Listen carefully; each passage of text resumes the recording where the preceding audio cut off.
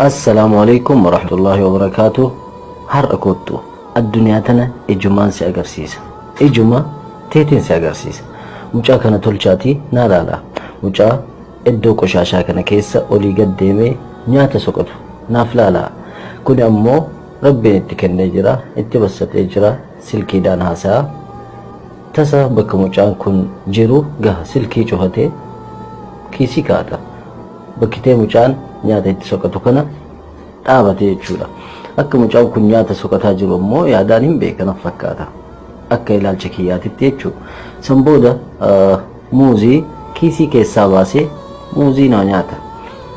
Eenyu biratti mucaa nyaata soqatu kana dura dhaabatee jechuudha. Kun ammoo kiisii namni gaggatee wantoota namni gaggate kanneen addaan kiisii babattanee nyaata keessa soqata. Himbeele san booda bishaan kana argata xiqqoo irraa afaan buufatee darba lafatti inni nyaata barbaada. Kun ammoo dhaabatee muuzii nyaata isa duratti maal qaba yoo takka kenneef huma wanni irraa hidhatu hin jiru. San booda mucaan muuzii harkatti hafisanitti utaala ofirraa darbe achi deeme jedheen situ muuzii ani bitee dhufe nyaattaa jedheen. Mucaan garuu bakka kufetti obsee taa'e. San booda qola muuzii irratti darbe. Muuzii kennuu miti qola irraa nyaatee geessetti ittisatti darbe.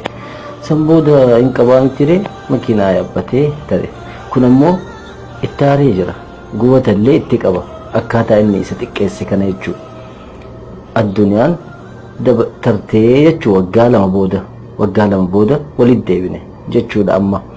Waggaa lama booda ammoo ka duraan makiinaa qabu sun ka boonu sun bakka isaa rabbiin isa buuse. Maaliifi addunyaan fixeensa ganamaati. Har'an argattaa bor hin dhabda. Kun bakka qoshaashaa ta'e jechuudha. Ka duraan makiinaa qabu sun ka humaa hin qabne sun ammoo rabbiin xiqqoo itti kennee ofirraa deema. Isa argee bira tare garuu hafuufi miti. Kun ammoo ka qara kophee babbareeda godhatu har'a kophee miilata garagaraa godhata. Kun ammoo ka qara hiyyummaa tana keessa jiraate dhufee uffataa fi nyaata fideefii dhufe. Akka isaa hin taane jechuudha. Akka inni isa awwala godhisan hin goone. Addunyaan fixeensa ganamaati. Kaleessitu qaba har'aanatu qaba jechaa waan beekeef jechuudha. San booda duuba deebi'ee yaadate. Ka uffata fudhatu sun yeroo inni dhufee nyaata harkatti qabu akkaataa inni itti darbe san hundaa yaadate. Osoo itti san godhee fi jechuu barbaadeeti. Osoo maal fayyada godhuudha. Harkaa qabda rabbi sii kenne godhuudha. Qola yeroo irra darbe kana hundaa yaadate. San booda akkasumatti gatee tafeestaalatti haftellee osoo kenneef makiinaa yaabbatee deemuu isaa yaadate.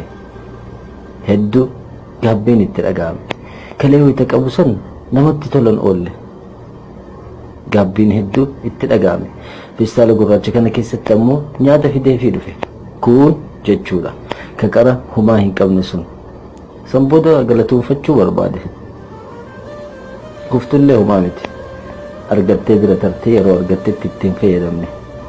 San booda dhaqee galatoome jedhee ammateen jechuudha.